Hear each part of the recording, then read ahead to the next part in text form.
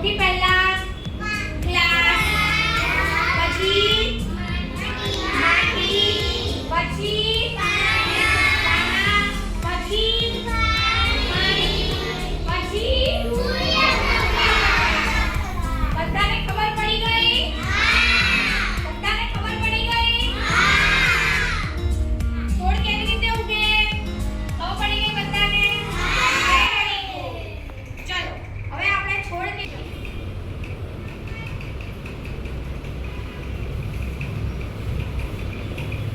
ચલો આજે આપણે શું લર્ન કરવાના છીએ? છોડના ભાગો. શું લર્ન કરવાના છીએ? ઓકે, તમારું બોડી છે, તમારા બોડીમાં અલગ અલગ ભાગ છે. હાથ છે, માથું છે, પગ છે, પેટ છે, કમર છે, ગળું છે. આ બધા શું છે? તમારા શરીરના ભાગો, અંગો છે, હે ને? શરીરના ભાગ છે આ બધા. તો એવી રીતે આ છોડના પણ ભાગ હોય, હે ને? છોડના પણ શું હોય? ભાગ હોય. ચલો આપણે છોડના ભાગો વિશે સમજીએ. સૌથી પહેલા આપણે નીચેની શરૂઆત કરીએ. તો સૌથી પહેલા શું આવે? બીજ આવે. શું આવે? બીજને આપણે શું કહીએ? સીડ કહીએ. શું કહીએ? સીડ શેમાં હોય? જમીનની અંદર આપણે મૂકવાનું, હે ને? પછી એમાંથી શું ઉગે? છોડ ઉગે. શું ઉગે? સૌથી પ્રથમ શું હોય? નીચે સૌથી નીચે મૂળ હોય. શું હોય? આ સૌથી નીચેના ભાગને શું કહેવાય? મૂળ કહેવાય. શું કહેવાય? આ મૂળના ભાગમાંથી છોડને ખોરાક મળે. છોડને ખોરાક શેમાંથી મળે? મૂળમાંથી. શેમાંથી મળે? મૂળમાંથી. Very good.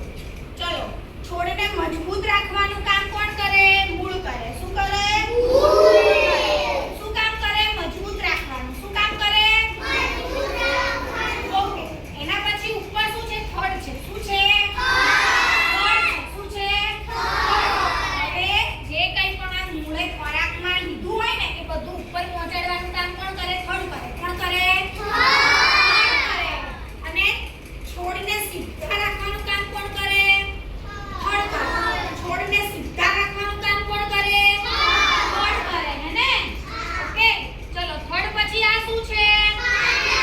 પાંદડા. શું છે આ?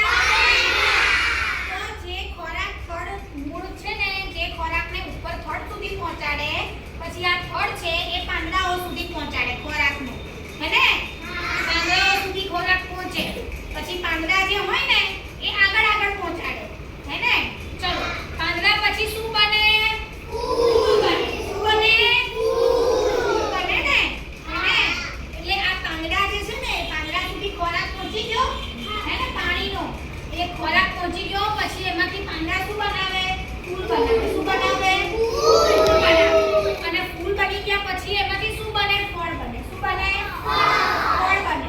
તમે કયા ફળો ખાવ છો? એપલ, મેંગો, પછી બનાના, ગ્રેપ્સ, પાઇનેપલ, ગ્રેપફ્રૂટ, કીવી, ચીકુ, આ બધા ફ્રૂટ ખાવ છો ને? એ ફ્રૂટ છે ને એ સૌથી પહેલા ફૂલ બને, ફૂલમાંથી શું બને? ફળ બને. શું બને? ફળ બની જાય. ફૂલમાંથી શું બની જાય? ફળ બની જાય. સમજણ પડી? તો સૌથી પહેલા